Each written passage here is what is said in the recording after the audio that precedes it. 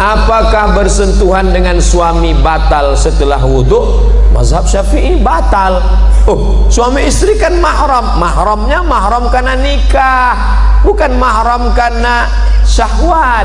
Kenapa dengan ibu dengan adik nggak batal? Kamu bersahwat dengan ibu kamu. Saya nggak bersahwat nengok istri saya, Pak Ustadz. Nengok istri orang baru saya bersahwat. Bedakan mahram karena musyaharah, karena nikah, dengan mahram karena nasab. Dengan adik perempuan, dengan kakak perempuan, dengan ibu, dengan bibi, adik ibu, kakak ibu, itu mahramnya mahram muabbad sampai mati. Dengan istri ini kan karena nikah. Oleh sebab itu mazhab Syafi'i batal. Kenapa kawan saya yang dari Muhammadiyah mau berangkat kerja, dia salaman sama istrinya? Dalam hal ini Muhammadiyah pakai majelis tarjih. Majelis tarjih Muhammadiyah mentarjihkan mazhab Maliki. Kalau bersahwat batal, nggak bersahwat nggak batal. Dan cara wuduknya Muhammadiyah pakai cara Maliki, yang airnya bukan seperti cara Syafi'i. Cara Syafi'i yang dipakai NU, Perti, Al-Wasliyah, ambil air. Habis itu ambil air lagi untuk telinga. Nah itu. Kalau Maliki enggak, itu yang dipakai Muhammadiyah. Semua rambutnya basah satu kali nyambung ke telinga. Basah.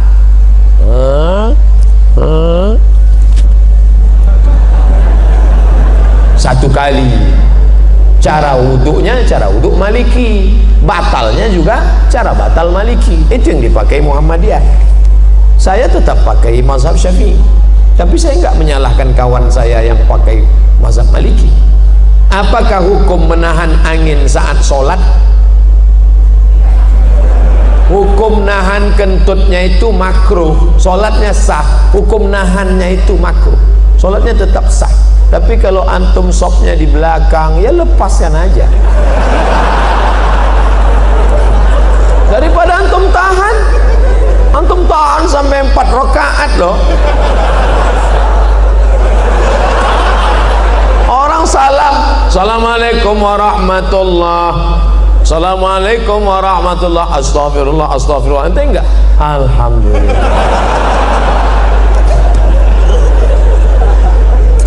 Ustadz, sebenarnya bagaimana konsep kepemimpinan yang benar dalam Islam? Islam nggak membahas masalah kepemimpinan. Siapa bilang? Dalam Islam ada namanya fikih sholat, zakat, puasa, fikih ibadah.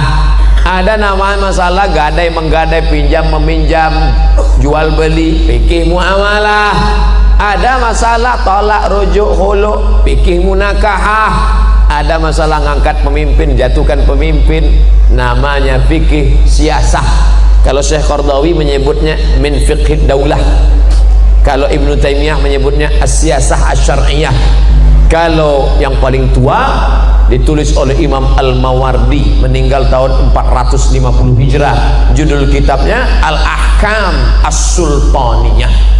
Sudah diterjemahkan ke bahasa Indonesia.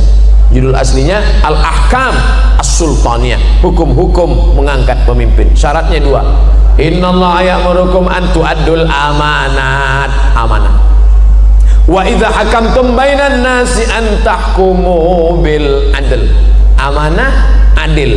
Kalau dia amanah, dia adil, baru masuk ayat berikutnya. Ati'ullah wa ati'ur rasul wa ulil amri minkum. Kenapa ati'u cuma 2? Ati'ullah, ati'u rasul, ati'u ketiga enggak ada. Apa maknanya? Kamu taat pemimpin selama pemimpin itu taat kepada Allah dan Rasul. Begitu kaitannya. Pak Ustadz mau bertanya tentang reunian. Sekarang ini kan lagi banyaknya acara reuni. Gimana hukumnya bila reuni tidak bawa istri? CLBK, cinta lama bersemi kembali. Setelah 20 tahun gak ketemu, begitu ketemuan, dulu aku pernah naksir sama kamu loh. Masa sih? Dulu kita kan gak berani ya. Iya, nomor berapa? Suami gak ikut, suami gak ikut, istri jalan sendiri. Kalau mau reuni juga, suami ikut, istri ikut, ngomongnya harus bareng sama. Jangan sampai. Ingat, setan tidak pernah mengajak ayo berzina, ayo berzina. Enggak. La tattabi'u khutuwatis syaitan. Jangan ikut langkah-langkah setan. Dari mana langkah setan? Nazratun, pandangan. Setelah nazratun, fabtisamun, senyum. Setelah senyum, fasalamun, hai. Setelah salam, fakalamun, sudah berapa anaknya? Suaminya kok enggak ikut? Setelah salam, fakalam. Setelah itu, famau'idun, janjian. Ini enggak enaknya orang ramai. Besok kira-kira bisa makan siang enggak? No free lunch, tak ada makan siang yang gratis. Bisa lihat foto suami kamu? Enggak ada di FB, Mas. Lihat, masih gantengan aku ya. Terjadilah apa yang terjadi. Famau'idun faliqa'un, perjanjian dan pertemuan. Ingat, dulu ada kenakalan remaja, sekarang kenakalan orang tua. Buat grup di WA, tukar menukar cerita, lebih asik ngobrol dengan suami orang. Akhirnya tepok jidat, gak ada angin, gak ada hujan. Aduh, astagfirullah. Kenapa Mas? Ingat mantan. Assalamualaikum Pak Ustadz, mohon doanya Pak Ustadz, tanggal 10 Desember nanti saya ingin menikah. Alhamdulillah. Barakallahu lakum wa baraka alaikum wa jama'i bainakum bi khair. Maka mohon saran Ustadz bagaimana menjadi pemimpin keluarga yang baik menurut syariat Islam. 1. Kau pahami bahwa istrimu itu dipertemukan Allah dengan engkau. Kau katakan nanti kepada dia, Adinda, aku tak pernah mencarimu, kau pun tak pernah mencari aku. Allah sudah mempertemukan kita. Apa jawab istrinya? So sweet, Mas. Yang kedua, kalian adalah makhluk yang berbeda. Yang satu dari planet Mars, yang satu dari planet Venus. Sama-sama mau makan telur ayam, tetap beda. Yang satu mau mata sapi, yang satu mau telur dadar. Maka kalian diikat oleh dua. Apa yang mengikat? Wa ja'ala bainakum mawaddatan wa rahmah. Kalau ada salat malam ini yang datang pasangan-pasangan umur 70, 60, apa yang membuat mereka masih bergandengan tangan? Rahmah. Mawaddahnya sudah tidak ada. Apa itu mawaddah? Physically, rambutnya, matanya, kulitnya, fisik. Tapi rahmah menutupi kekurangan. Kenapa kau nikahi dia? Karena dia kaya. Kenapa kau nikahi dia? Karena dia bangsawan, bangsa yang hidup di awan. Kenapa kau nikahi dia? Karena dia cantik. Tapi setelah menikah yang kau lihat hanya kekurangannya. Kurang tinggi, kurang putih, kurang kaya, kurang mancung, kurang. Hunna libasul lakum wa antum libasul lahun. Mereka jadi pakaian bagimu dan kau jadi pakaian mereka. Tutupi aib, cacat, kekurangan. Kenapa Ustadz Somad malam ini pede ceramah? Karena ada pakaian. Pakaiannya luar biasa, ittihad Islamic Center. Pakai sorban, pakai page, maka pakaian. Jadilah kau pakaian. 4. Litaskunu ilaiha. Dia menenangkan hatimu, engkau menenangkan hatinya. Ingat bagaimana seorang sahabat ketika anaknya mati, meninggal dunia, dia datang pulang ke rumah, Ummu Salamah memasakkan. Setelah itu dia berikan kepada suaminya. Setelah Abu Salamah kenyang makan, barulah Ummu Salamah cerita, Mas, ada yang mau ku sampaikan. Apa ceritanya Adinda? Anak kita mati. Biarkan dia makan, dia tenang. Ini belum apa-apa. Mas, kenapa mati lampu? Gimana dia mau tenang? Litaskunu ilaiha. Yang keempat, dia menjadi tanggung jawabmu dunia akhirat. Dulu kau sendiri saja usolli sunnatat tahajud, tapi sekarang kau sudah ada gerbong satu di belakang. Siapa dia? Istrimu. Maka nanti malam, hari ini akad nikah, nanti malam usolli sunnatat tahajud raka'ataini imaman. Makmumnya siapa? Istrimu. Kau ambil air, kau bangunkan dia untuk tahajud. Bangun. Ini kalau nikahnya udah 20 tahun. Tapi bagi yang baru nikah kemarin, oh, wake up my honey, wake up my darling. Wah, dia bentang gelar sajadah di depan.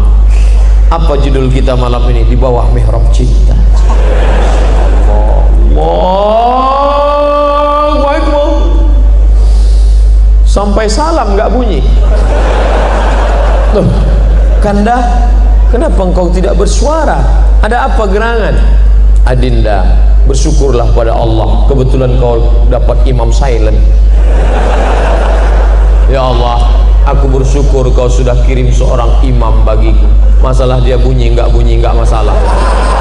Ntar lama-lama bunyi juga. Yang kelima, dia menenangkan hatimu. Yang kelima, hasil dari pernikahan kalian yang berwudu, yang soleh, lahirlah anak-anak waladun salihun, yang mendoakan sampai mati. Jadilah kau pemimpin rumah tangga. Nanti setelah menikah, ajak istrimu pengajian. Betapa indahnya kalau istri hobi ngaji, suami ngaji. Tapi kalau suami mau hobi ngaji, istri mau karaoke. Oh, Pak Ustadz, saya mau bertanya bagaimana cara mengatasi mereka yang matre. Nah, kan nih, baru aja disebutlah muncul. Dek, ayo ngaji yuk. Enggak mau. Aku mau lu punya suami macam kamu, Mas. Pakai koko, pakai sarung, jadul. Ini matre.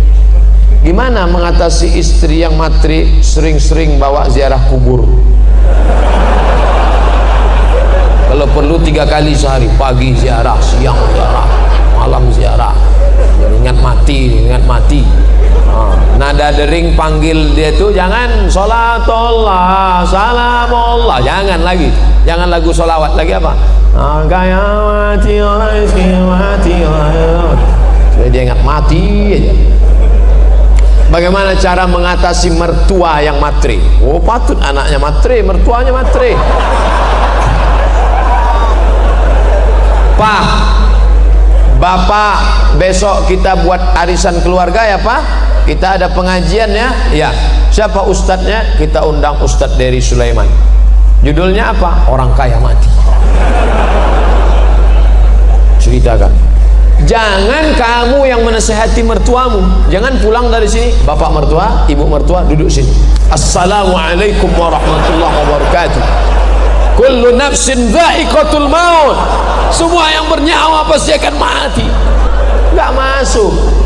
Lidahnya lidah orang lain, tapi pesannya lewat mulut kamu.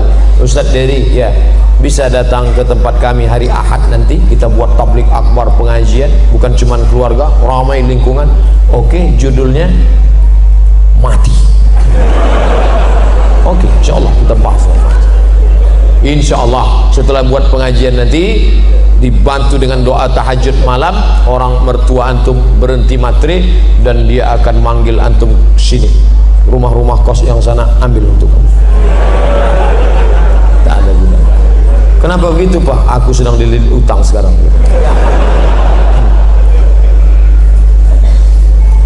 Assalamualaikum Pak Ustadz. Waalaikumsalam warahmatullahi wabarakatuh. Apakah saya boleh pergi bersama teman perempuan keluarga tanpa keluar negeri? Apa boleh saya pergi bersama teman perempuan keluar negeri tanpa mahram? Tidak. La yakhluwanna rajulun ma'amra'atin illa ma'azi mahramin. Tidak boleh pergi kecuali dengan mahram, tapi atas izin suami. Ya, suamimu izin, dia tertekan. Mas, aku mau keluar negeri, ini acara kantor, izinnya? Nah, iya. Suaminya ikatan laki takut bini. Bolehkah perempuan bekerja? Kata Syekh Atiyah Saqar dalam Fatwa Al-Azhar, boleh. Syaratnya, yang pertama izin suami, yang kedua tidak bercampur aduk laki-laki perempuan, tak ada khalwat, yang keempat tak meninggalkan kewajiban. Nih, berapa banyak perempuan sekarang lebih lama dengan laki orang daripada laki dia sendiri. Jam 7 berangkat dari rumah, 8, 9, 10, 11, 12 dengan laki orang, makan siang dengan laki orang juga, habis itu sekantor lagi jam 1, jam 2, jam 3, jam 4 dengan laki orang, pulang sampai rumah masih dengan laki orang juga, main WhatsApp dengan suaminya, hanya store wajah. Ketika mau berangkat ke kantor, wajahnya cual, mau ketemu laki orang, di rumahnya macam genderuwo. Tapi kalau perjalanan itu murni kerja, aman, ramai-ramai, jauh daripada fitnah, oke. Ustaz, bagaimana menyikapi pemimpin yang teramat zalim? Doa. Tidak ada kekuatan melebihi doa. Doa silahul mu'min. Saya selalu dalam majlis saya sampaikan doa. Nanti di akhir majlis kita doa. La tusallit alaina man la yakhafuka wa la yarhamuna. Jangan kau berikan kuasa kepada orang yang tak takut kepadamu dan tak sayang kepada kami. Fidel Castro tidak mengenal Tuhan. Dia tak takut sama Tuhan, tapi dia masih sayang sama masyarakat Kolombia. Che Guevara, dia tak takut sama Tuhan, dia komunis, tapi dia masih sayang. Ini ada orang sama Tuhan tak takut, sama rakyat tak sayang. Komplitlah penderitaan.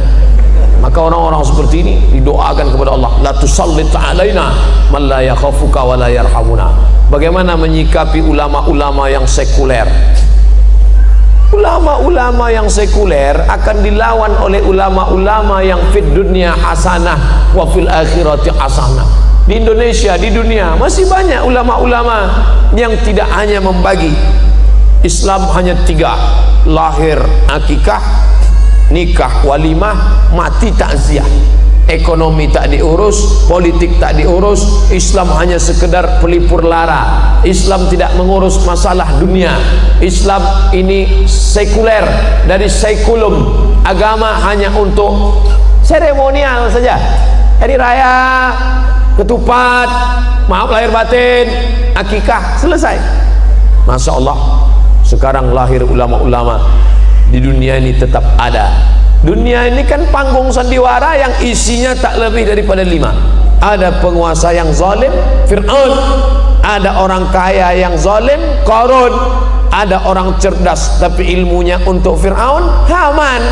Allah sandingkan 2 ini, inna Fir'auna wa Haman. Ada ulama jahat, Bal'am. Ada orang soleh tapi tertindas, Musa alaihissalam. Hari berganti, musim berubah, pentas bubar, tapi isi dunia itu juga. Bagaimana cara membangkitkan ekonomi umat? Kami deklarasi di BKB hari Sabtu malam Ahad kemarin di Palembang, tablik akbar, hijrah, bangkitkan ekonomi umat. Pertama, orang-orang kaya, dokter-dokter spesialis yang punya banyak uang waktu itu kumpul buat minimarket, buat retail, buat toko, bantu umat Islam punya. Nah, jadi, jangan ceramah aja, belanja tempat orang Islam, belanja tempat orang Islam. Di mana tempatnya Pak Ustaz? Aku nggak tahu tempatnya di mana. Harus ada tempatnya. Nih masjid, di samping masjid ada tanah kosong, buat tempat belanja grosir, belanja beras, belanja gula, belanja mie instan, belanja barang umat Islam. Belanja di tempat orang Islam. Karena orang Islam akan bayar zakat, dia akan sodakoh, akan infak. Ini mesti ada terus gerakan-gerakan. Padahal di legenda jamaah sudah memiliki koperasi syariah, mendirikan minimarket Kitamat, tapi animo belanja umat masih rendah, belanja ke lain hati. Padahal belanja Kitamat, kenapa tidak belanja? Lembaganya sudah ada. Kalau tidak ada yang tak sesuai, duduk bersama. Jangan sholatnya Islami, puasanya Islami, umrohnya Islami, ekonominya kafiri. Tak betul. Gerakan belanja. Ini kalau belanja di tempat orang non muslim, wow, cor-coran, kasih terus duit Islam. Tapi kalau belanja sama orang Islam, nawarnya minta ampun. Ikannya berapa, Bu? 10.000. Ish, 5.000 aja ya. Memangnya ente masuk surga gara-gara 5.000 tuh? Memangnya ente kaya gara-gara 5.000 itu? Tapi kalau sama orang lain 50.000 dia tak terasa. Saya mau bertanya, lebih baik nikah dulu baru mapan atau mapan dulu baru nikah?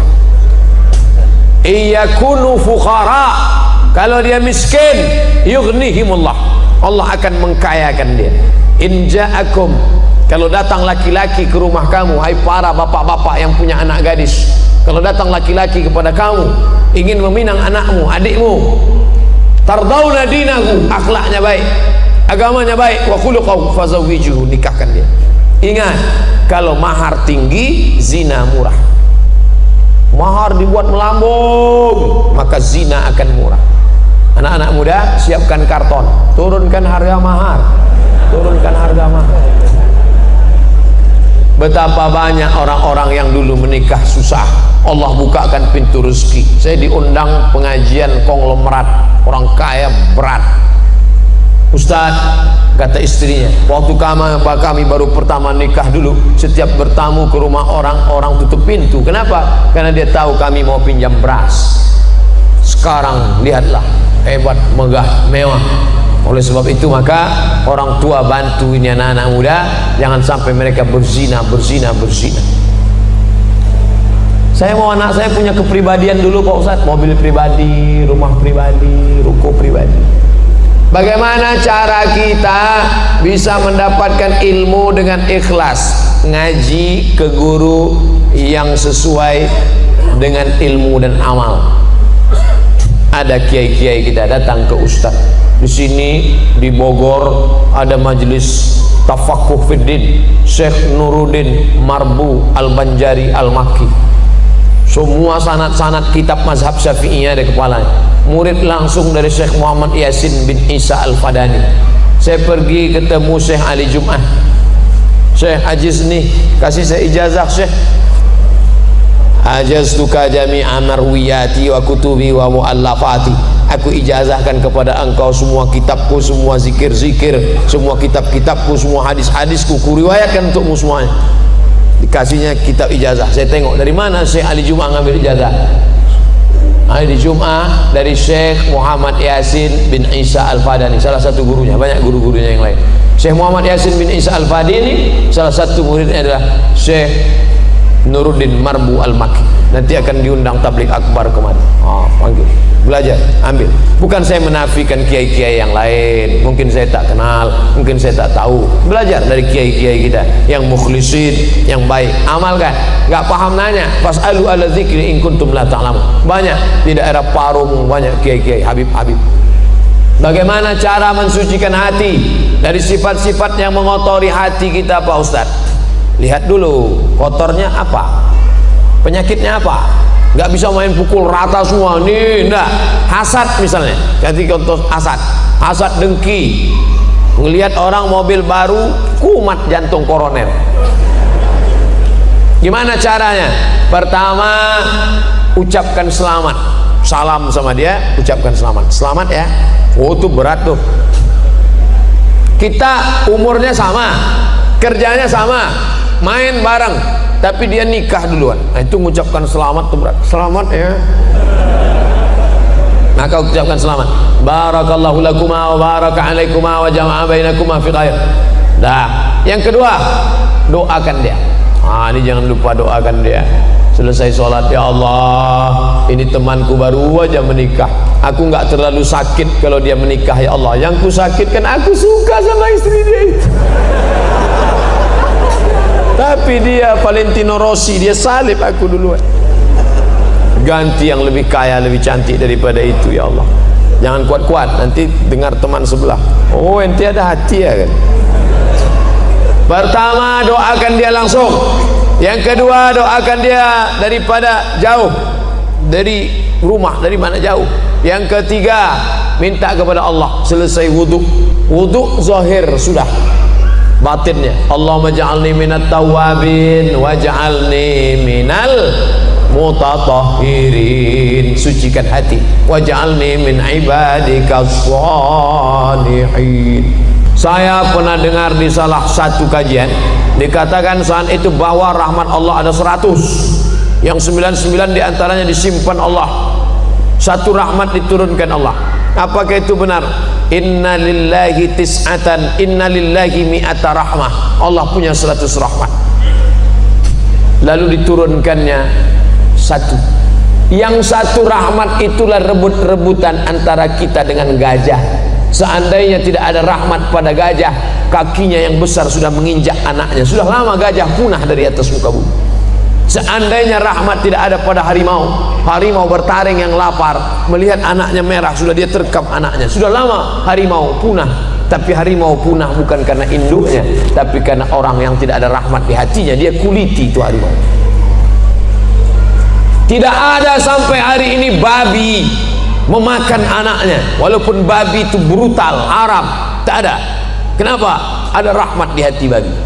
Tapi ketika manusia tak ada rahmat dalam hatinya, anak dalam kresek dia masukkan ke botol, dia campakkan ke sungai, dia campakkan.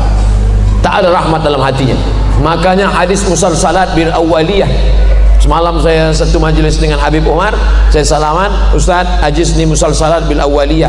Setiap meriwayatkan hadis ke murid, pasti hadis ini yang diriwayatkan. Haddatsani syaikhi an syaikhi syaikhi an syaikhi muttasil bis sanadil muttasil ila sahabil jalil Abdullah bin Amr bin As anin Nabi sallallahu alaihi wasallam ar-rahimuna yarhamuhumur rahman irhamu man fil ardi yarhamukum man fis sama. Hanya yang punya kasih sayang di hatilah yang mendapatkan rahmat Allah. Kasih sayanglah kepada makhluk yang ada di bumi, maka malaikat-malaikat yang ada di langit akan sayang kepadamu. Orang yang tidak ada kasih sayang, man la yarham la yurham. Kita melihat pemabuk, pezina, pemerkosa, bukan marah, kita kasih sayang, kasihan sama dia. Ente, saya kasihan nengok ente masuk neraka jahanam, aku mau selamatkan ente. Maka bawaannya bukan ponis. Nahnu du'an la qudat. Kita ini dai, ngajak orang ke surga, bukan hakim yang pakai padu neraka. Kita ini dai, mengajak orang. Ud'u ila sabili rabbik, ajak orang ke jalan Allah bil hikmah, dengan kata-kata santun, wal mau'izatil hasanah, dengan suri tauladan yang baik. Ternyata tadi baru jilid 1. Andai dia perlu didebat, debat dia. Seperti Ustadz Ihsan Mokoginta, seperti Zakir Naik, debat dia. Billati ya ahsan, dengan cara yang santun. Bagaimana hukumnya menikahi keponakan dari jalur ayah? Saya laki-laki, adik saya laki-laki, adik saya perempuan, adik saya laki-laki punya anak perempuan, saya nikahi dia, nggak boleh, karena dia ponakan saya. Uriman alaikum ummahatukum, mak kamu, wa banatukum, anak kamu, wa akhawatukum, saudari kamu perempuan, wa ammatukum, adik atau kakak ayah kamu, wa akhawakhalatukum, adik atau kakak bibi dari ibu kamu, wa banatul akhi. Ini nggak boleh. Tak boleh kamu menikahi anak saudaramu. Wa banatul ukhti, tak boleh kamu menikahi anak saudarimu, itu ponakan kamu, nggak boleh kamu nikahi. Macam nggak ada aja perempuan lain. Banyak perempuan serak-serak di jalan. Pak Ustaz, bagaimana kalau saat tawaf batal wudhu karena bersentuhan dengan lawan jenis saat berdesakan? Andai antum berpegang ke mazhab Syafi'i sekalipun nggak batal. Kenapa? Darurat tawaf. Dalam mazhab Syafi'i pun, nanti kalau ada ustadz yang ngajarkan harus pindah mazhab Maliki supaya nggak batal. Nggak perlu pindah mazhab. Walaupun pindah mazhab itu khawatirnya nanti main-main mazhab ini jatuhnya tatabu' rukhas. Tetap mazhab Syafi'i, karena darurat tawaf tetap tidak membatalkan. Jaga, tutup pakai kain semua, kain ihramnya tutup semua, kaki tetap nginjak. Orang-orang India yang nggak pakai kaos kaki, darurat tawaf. Apa hukum jadi sales mobil yang makan uang dari keuntungan menawarkan mobil secara kredit kepada konsumen? Ada pekerjaan langsung, ada pekerjaan tak langsung. La'anallahu akilar riba, yang makan riba, wa mukilahu, orang yang diberi makan atau yang mewakilkan transaksi, wa katibahu, yang jadi pegawai penulis administrasinya, wa syahidaihi, yang jadi dua saksinya, kulluhum sawa. Yang ngajak-ngajak ke riba ikut jadi riba, dia ngajak ke riba, ayo riba, ayo riba. Naha Rasulullah an thamanil kalbi, Rasul melarang jual beli anjing. Wa mahril baghi, hasil prostitusi, PSK, wa hulwanil kahin, upah dukun. Dukun kena juga, termasuk majalah-majalah, koran-koran, iklan dukun. Bentuknya macam ustadz casing, isinya dukun, penasehat spiritual, hantu. Solusinya apa Pak Ustaz? Apa harus kita keluar? Cari rezeki yang halal. Allahumma aghnina bihalalika an haramik. Cukupkan kami dengan yang halal sehingga kami tak terjebak pada yang haram.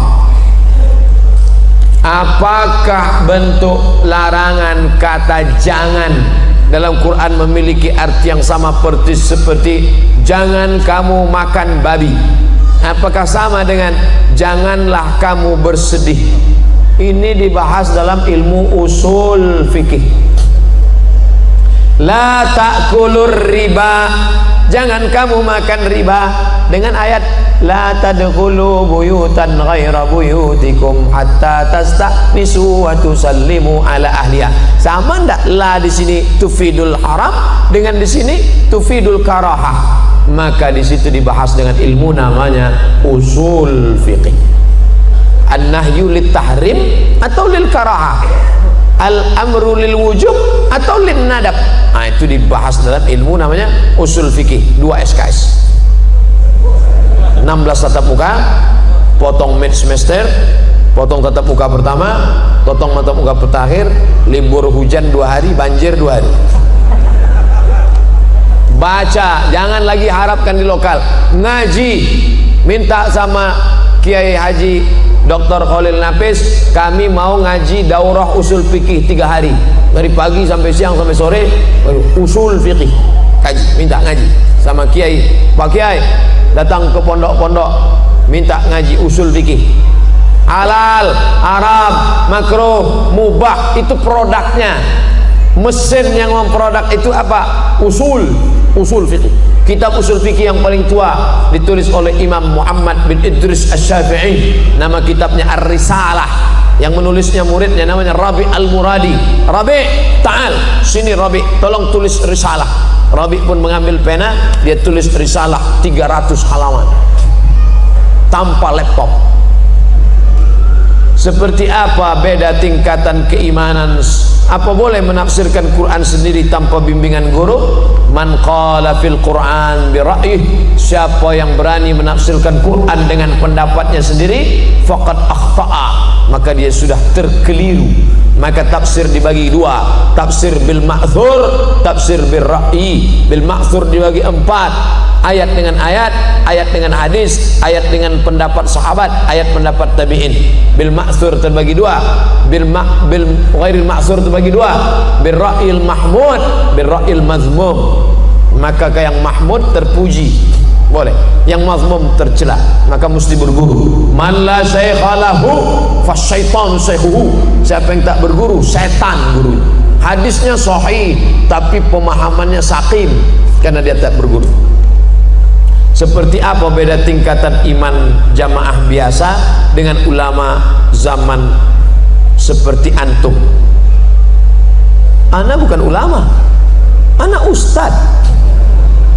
Kan sudah dibilang tadi ustad. Seberapa jauh lagi beda keimanan dengan imam 4 mazhab? Al-iman yazid wa yanqus. Iman itu bertambah dan berkurang. Maka kalau mau dibandingkan iman, seandainya ditimbang iman Abu Bakar dengan iman umat ini, tak bisa setengahnya, kata Nabi SAW. Yazid bertambah, ngumpul dengan orang baik, bersama orang baik. Yazid di tempat yang baik. Yanqus, kumpul dengan orang tak baik, membahas yang tidak baik. Di tempat yang tak baik, no signal. Oleh sebab itu sering-sering bersama orang baik. Iman Abu Bakar paling tinggi, iman Sayyidina Umar. Oh, ma salaka Umar fajjan qatu illa salaka syaitanu fajjan ghaira fajjika. Kalau Umar lewat di suatu jalan, setan akan mutar di jalan yang lain. Takut dia, saking hebatnya iman Umar. Kalau kita satu trayek, satu oplet sama setan. Oleh sebab itu maka kita pertebal, kita perkuat iman dengan banyak-banyak ibadah kepada Allah, menguatkan tauhid sifat 20, wujud, qidam, baqa, mukhalafatul hawadis, qiyamu binafsi, wahdaniyah, ngaji sama kiai, ngaji sama buya. Lalu setelah itu kemudian memperkuat dengan amal, karena iman tanpa amal tak tumbuh, dia mati, dia sama seperti benih yang tak tumbuh. Ila Ustazinal Karim Abdus Somad, dumtum fi khairin wa barakah, amin ya rabbal alamin. Apa saja langkah-langkah yang seharusnya ditempuh bagi seorang mahasiswa yang akan belajar ilmu perbandingan mazhab? Pertama, dalami dulu mazhab Syafi'i. Dari mulai yang bawah, Matan Abi Suja, lalu kemudian kitab-kitab bawah, I'anatul Talibin, Fathul Qarib, Fathul Mu'in, naik kemudian Mahalli, ke guru-guru kita masing-masing. Ada perbedaan sedikit antara mazhab Azhar dengan manhaj pondok-pondok di Indonesia, tapi rata-rata kitab itu yang dipakai. Lalu kemudian kitab Imam Nawawi, Raudatul Talibin, Al-Majmu' Syarah Muhazzab. Nah, ini kuasai dulu mazhab Syafi'i. Habis itu baru mazhab yang lain melalui kitab perbandingan mazhab. Yang paling tua ditulis oleh Ibnu Rushd, Bidayatul Mujtahid wa Nihayatul Muqtasid. Yang lebih sistematis, simple, yang zaman sekarang ditulis oleh Al-Jaziri, Al-Fiqh 'alal Madzahibil Arba'ah. Yang lebih besar lagi, lebih banyak, lebih cabangnya lebih komplit, ditulis oleh Syekh Wahbah Zuhaili, Al-Fiqhul Islami wa Adillatuh, Islamic Jurisprudence and Evidence. Nah, ini perbandingan mazhab. Kuasai tapi berguru tetap. Kalau nggak paham nanya, Syekh, Ustadz, apa sih qaul azhar, qaul zahir, qaul sahih, qaul asoh? Istilah-istilah mazhab itu dibahas di muqaddimah kitab Al-Fiqhul Islami wa Adillatuh. Jangan baca terjemah. Jangan baca terjemah. Untuk pemahaman umum oke, tapi kalau untuk ngajar tak bisa terjemah, harus baca kitab aslinya. Bapak-bapak ibu yang untuk diri sendiri tak masalah, baca buku terjemah. Tapi kalau untuk ngajar, karena banyak kata-kata yang mewakili satu kata bahasa Arab punya 10 wajah, yang bisa diucapkan si peterjemah satu, padahal kata-kata itu punya wajah yang lain. Apakah dengan menikah yang kita statusnya masih seorang mahasiswa itu akan memberikan semangat dalam belajar, atau malah sebaliknya? Saya nggak tahu, karena saya setelah tamat baru nikah. Tanyalah sama ustadz-ustadz yang ketika kuliah dia nikah dan sukses, punya pengalaman. Bagaimana menurut pandangan Pak Ustadz? Ini kan ilmu, bukan teori. Nanti saya katakan kamu nikah aja, nanti makin nikah IP kamu bisa 4, tahu-tahu IP-nya 2,0. Ustadz dulu, oh saya setelah selesai. Saya selesai kuliah, selesai S1 di Mesir, selesai S2 di Maroko, pulang baru menikah. Tapi kalau antum, kemarin saya ke Mesir, banyak mahasiswa-mahasiswi, orang tuanya mapan, boleh nggak kami nikah Pak Ustadz? Oke. Terus belanjanya gimana? Gabungkan antara kiriman bapak kamu sama bapak dia. Bapak-bapak kan jadi banyak.